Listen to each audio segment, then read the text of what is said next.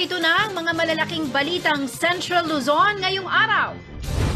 Oka Rodriguez at Jimmy Lasatin binigyang katwiran ang kanilang presidential bets. Ross V. Henson, hinihintay daw ang abiso ng Kambilan. Paglakas ng turismo at komersyo sa Clark at New Clark City, inaasahan sa pagbubukas ng CRK New Passenger Terminal 2. 14 na bayan at 3 syudad sa Central Luzon kabilang sa election areas of immediate concern. At pagpili ng mabuting leader, isa sa mga legasiya ng yumaong countryside development advocate na si Levi P. Laos.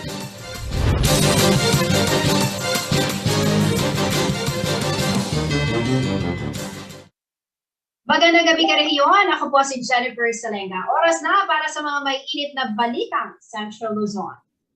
14 na munisipalidad at 3 lungsod sa Central Luzon ang mahigpit na binabantayan ngayon ng kapulisan matapos maihanay sa ikalawang pinakamataas na color code pagdating sa usapin ng election safety.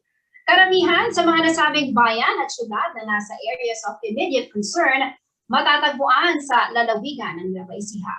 Narito ang detalye.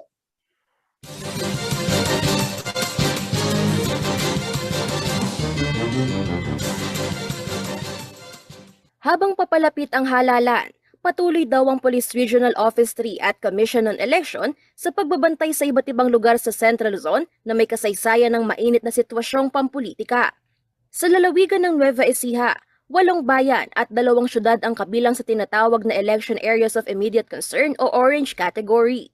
Ito ang mga bayan ng Aliaga, Bungabon, General Natividad, Jaen, San Antonio, San Leonardo, Santo Domingo at Talavera. Kabilang din sa Orange Category ang lungsod ng Gapan at Science City of Muñoz. Ang natitirang 19 na bayan at 3 syudad sa Nueva Ecija ay kabilang naman sa mas mababang kategorya na Yellow o Election Areas of Concern. Kabilang din sa mga binabantayan ng kapulisan na Areas of Immediate Concern ang bayan ng Maria Aurora sa Aurora, Limay sa Bataan, Baliwag sa Bulacan, Kamilig sa Tarlac at Botolan at San Felipe sa Zambales.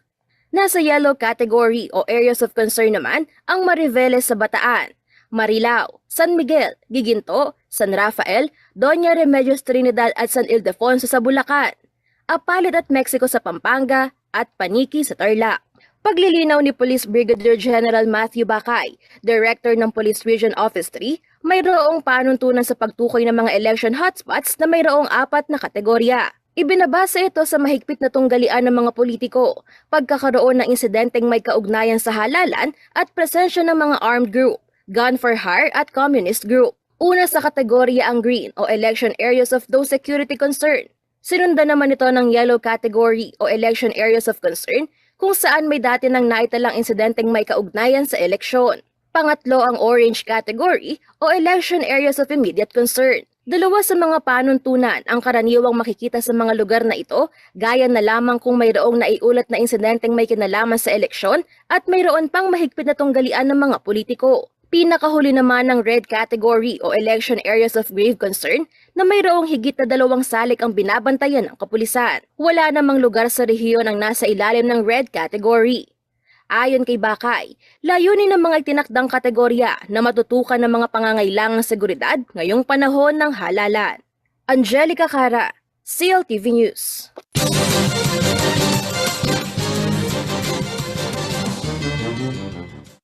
Patuloy ang paghandang isinasagawa ng Department of Education Central Luzon para sa nalalapit na national and local elections sa ika-9 ng Mayo. Inactivate na ng kagawaran ang Task Force Operation and Monitoring Center na layong umalalay sa mga guro na magjo-duty sa halalan. Narito ang report.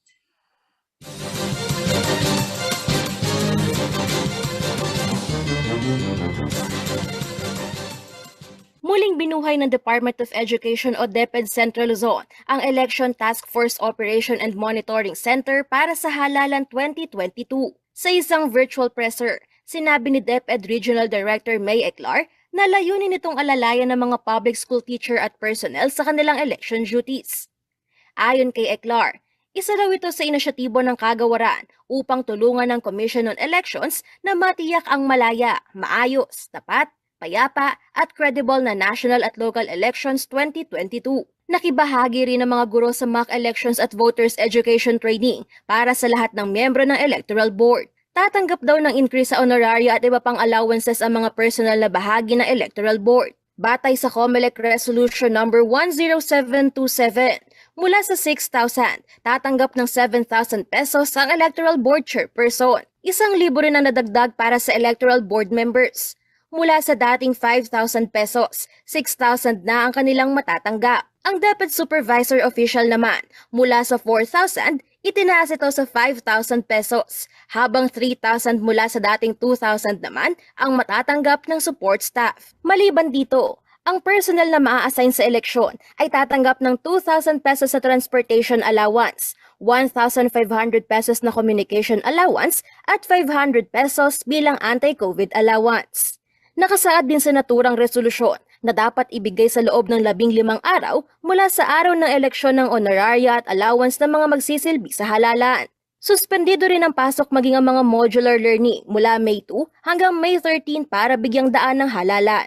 Upang matiyak ang kaligtasan ng mga mag-aaral na nag-face-to-face matapos ang eleksyon, sinabi ni Eclar na magsasagawa ng paglilinis at disinfection sa mga paaralang pagdarausan ng botohan. Nasa 66,000 na guro sa gitnang Luzon ang magsisilbi bilang miyembro ng Electoral Board. Angelica Cara, CLTV News.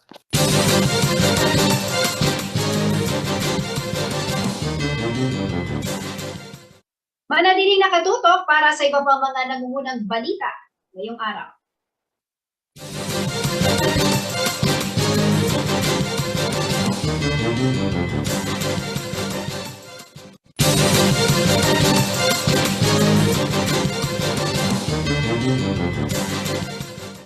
Nagbabalik ang CLTV News. Sa ibang mga nangunang balita, nakahanda ng mag-soft opening ang bagong passenger terminal sa Clark International Airport sa darating na May 2.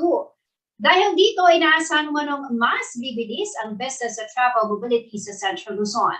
Isang tour naman ay isinagawa ng mga World Tourism Delegates sa Clark Freeport at New Clark City nitong Sabado. Yan ang balita hatid sa atin ni Felix Martins.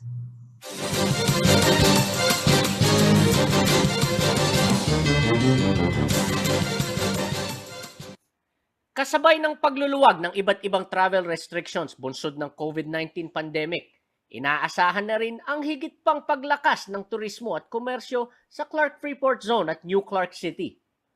Lalo't nakahanda ng mag-soft opening ang bagong passenger terminal sa Clark International Airport sa May 2. Ito ang isa sa tinalakay sa ginanap na huling bahagi ng World Travel and Tourism Council nitong Sabado, April 23. Pinangunahan ng nasabing aktibidad ng Department of Tourism, Bases Conversion and Development Authority, Clark Development Corporation, Tourism Infrastructure and Enterprise Zone Authority at ng Luzon International Premier Airport Development Corporation o LIPAD. Isang investment tour ang isinagawa sa Clark Freeport at New Clark City na dinaluhan ng iba't ibang delegado na kumakatawan sa ika-21 taong World Travel and Tourism Council Global Summit. Ito na raw ang pangalawang in-person gathering simula nang magkaroon ng pandemya.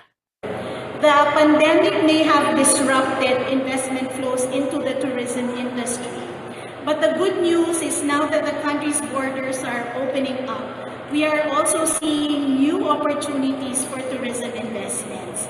And this particular area that we are visiting today is a minefield for all these investment opportunities. Layo ng nasabing tour na ipakita ang pag-usad ng iba't ibang proyekto sa loob ng Clark at mag-imbita ng mga investor sa Freeport at New Clark City. Nag-ikot ang rolling tour sa iba't ibang mga hotel, resorts at mga corporate offices sa loob ng Clark. Nagsagawa rin ng iba't ibang presentasyon para sa mga delegado ng WTTC patungkol sa New Clark City, Clark Freeport Zone at ang bagong terminal ng Clark International Airport. It is a sprawling cosmopolitan metropolis located in the heart of the Philippines' Central Luzon region, and it's setting out to become the hub for business, aviation, and tourism in the Philippines. Ayon sa Luzon International Premier Airport Development Corporation o LIPAD, Tiyak makakaragdag sa business at travel mobility sa Central Luzon ang bagong passenger terminal sa Clark International Airport o CRK. Ang nasabing terminal ang tinaguriang most modern international gateway dito sa Luzon.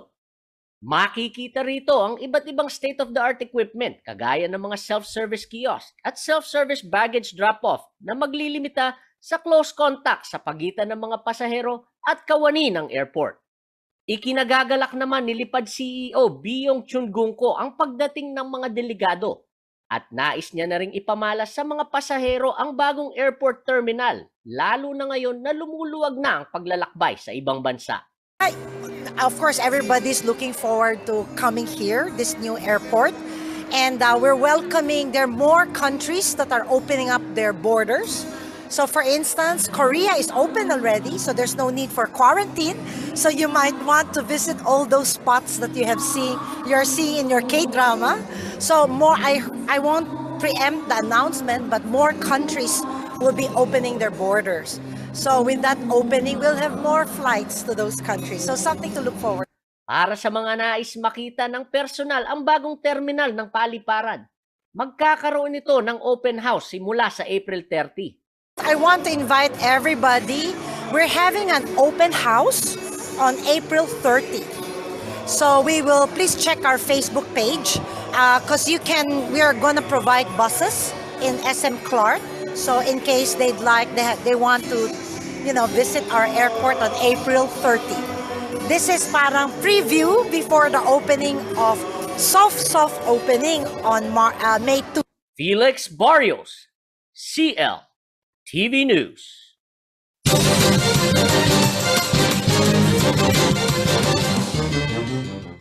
Tiniyak ng Department of Information and Communication Technology na magiging ligtas ang mga web application na gagamitin para sa buong proseso ng halalan.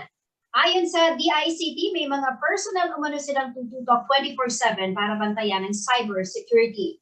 Nagbigay na rin ng pagsasanay ang kagawaran sa mga guro na magsisilbi sa botohan. Narito ang report.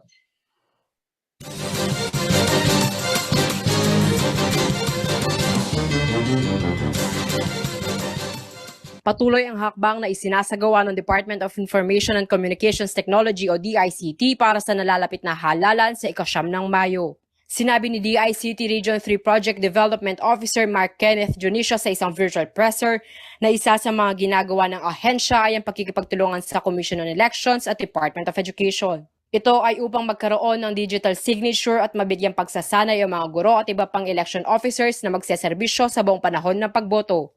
Lumagda rin ng COMELEC at DICT ng isang kasunduan para sa hosting, development at security testing ng COMELEC website at iba pang web application o online services na gagamitin sa buong proseso ng botohan. Kabilang dito ang Precinct Finder na kamakailan lang ay naging accessible na sa publiko. Inihahanda rin ng Voters Registration Status Verifier, online certification application at maging ang paglalahad ng resulta ng halalan.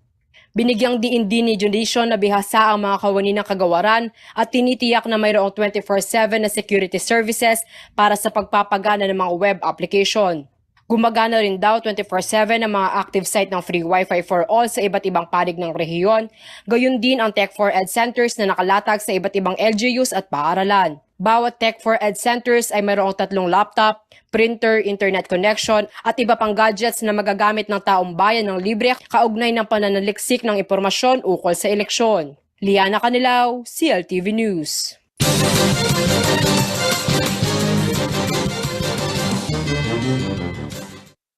Manatiling nakatutok at magbabalik ng CLTV News.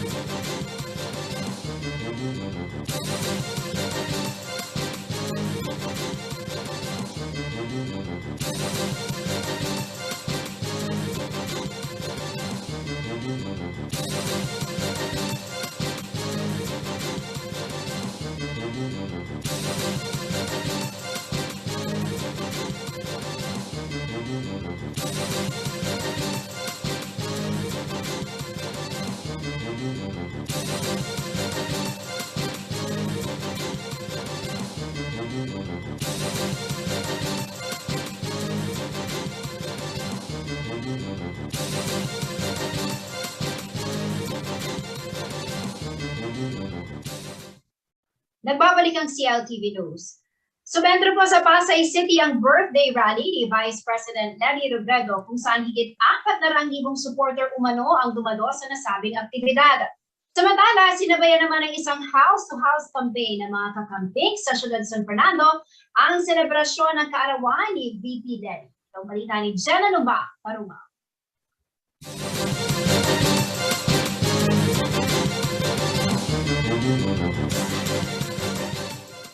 Ipinagdiwang nitong 23 ng Abril, araw ng Sabado, ang ika-57 kaarawan ni Vice President Leni Robredo. Isang malawakang birthday rally ang isinagawa ng mga kakamping kung saan ayon sa mga organizer, umabot sa higit 400,000 ang mga dumalo. Ito umano ang pinakamalaking crowd estimate ng People's Rally para sa Team Robredo Pangilinan sa ngayon. Maliban sa mga volunteers ng Team Angat Buhay, ilan sa mga celebrity supporter ni VP Leni ay nag-perform din sa rally. Ang iba sa kanila, first time na umakyat sa entablado upang magpakita ng suporta at formal na i-endorso ang kanilang kandidatura gaya ng mag-asawang Regina at Ogie Alcacid, Gary Valenciano, Angel Locsin at Vice Ganda. At ito ay special na gabi, special na araw para sa ating lahat. Kaarawan mo, yun lang po ang munting maireregalo ko sa inyo. At ang pagtindig nyo para sa aming lahat ng mga Pilipino, yun po ang regalo na kahit di namin kaarawan, ay araw-araw namin ipagpapasalamat sa inyo. Batay sa social media post ng mga dumalo, nakabubuhay ng pag-asa ang isinagawang rally ng halos kalahating milyong mga nakiisa. Patunay din daw na marami sa mga Pilipino ang kayang manindigan para sa kung ano ang tama at tapat. Hiniling naman ni VP Leni sa kanyang supporters na panatilihin ang kababaang loob at respeto sa bawat isa sa kabila ng hindi pagkakatulad ng pampulitikal na paniniwala. Magkagayunman, kailangan pa rin umanong patuloy na labanan ang pagpapakalat ng pekeng impormasyon. Kailangan buksan natin yung ating mga puso. Huwag po tayong mapanghusga. Respetuhin po natin yung iba naman yung paniniwala. Pero huwag din tayong mapagod sa paglaban sa fake news. Samantala, sa iba't ibang syudad at bayan ng Pampanga, ang kaarawan ni VP Leni ay sinabayan ng house-to-house campaign. Pinangunahan ni Mayoral Candidate Oscar Rodriguez na magsilbi tamo at ng Robredo Pangilinan People's Council ang house-to-house sa siyudad San Fernando kung saan nasa 10,000 umanong volunteers ang nakiisa. Inikot ng mga kakamping ang 35 barangay ng syudad. May namigay ng flyers, nagsabit ng mga campaign poster, may nakipag-usap at mayroon ding drum and lyre na lalong nagbigay sigla sa aktibidad. Ito ay tinawag nilang kampanyang Fernandino, tao sa tao, puso sa puso. Sa house-to-house na ito, muli umanong binuhay ng Pink Army ni VP Leni sa San Fernando ang diwa ng volunterismo. Kanya-kanyang bitbit ng merienda, pagkain at tubig ang bawat grupo na pinagsaluhan ng bawat isa.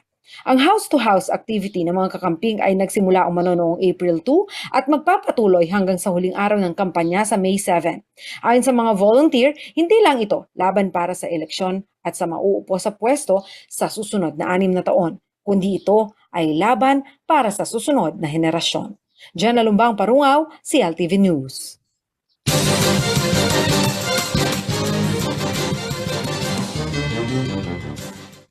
Sa pagpapatuloy ng kampanya para sa halalan sa ika-9 ng Mayo, puspusa na iba't ibang grupo sa pagpapahayag ng suporta para sa kanilang kandidato.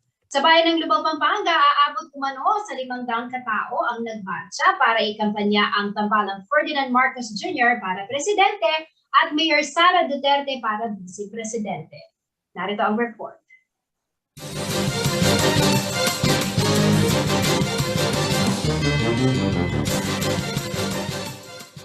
Nagmarcha ang mahigit 500 katao kabilang ang grupo ng mga kabataan sa Lubao, Pampanga upang ikampanya ang Marcos Duterte Unity Team nitong linggo ng umaga, April 24. Ito ay pinangunahan ng Pampanga Youth BBM Sara Movement na sinuportahan naman ng mga lokal na kandidato sa ilalim ng Partido Kambilan, kabilang na sina re-electionist Mayor Esmeralda Pineda at Vice Mayor J. Montemayor.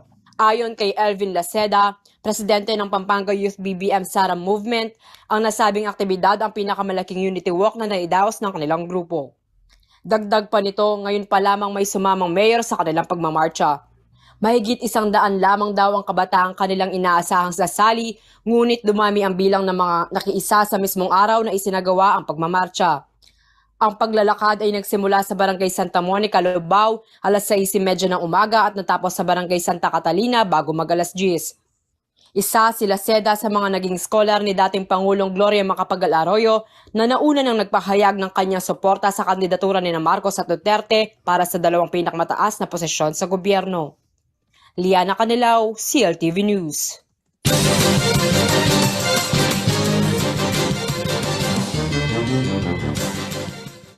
Hindi raw ikinakailan ng pamilya ni Umaong Countryside Development Advocate at Civic Leader Levi P. Laos ang paninindigan nito pagdating sa pagpili ng gustong leader para sa bansa. Kaya naman sa paggunita ng ikatlong anibersaryo ng kanyang pagkasawi, nagkulay rosas ang kanyang puntod. Ayon po sa kanyang pamilya, kung nabubuhay lamang daw si Ginoong Laos ay tiyak paninindigan din ito para sa isang mas maayos na bukas. Narito ang report.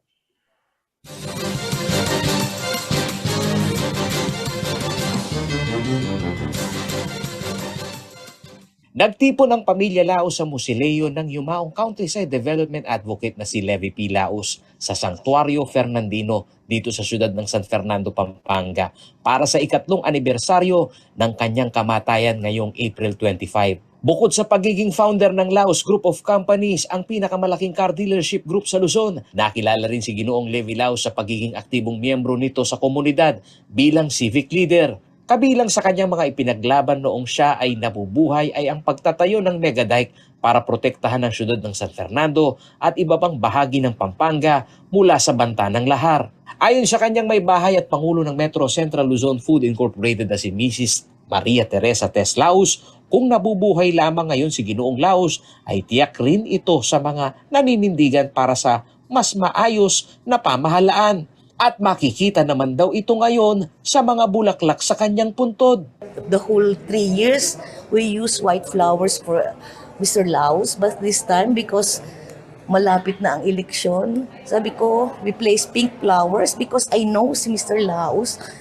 Gusto rin niya maging rosas ang ating bukas. Moral obligation umano ng pamilya Laos ang pagpili sa wastong kandidato na makatutulong sa pagbangon ng negosyo, trabaho at ekonomiya sa bansa para sa mga Pilipino. And we feel na it is our moral obligation, no, to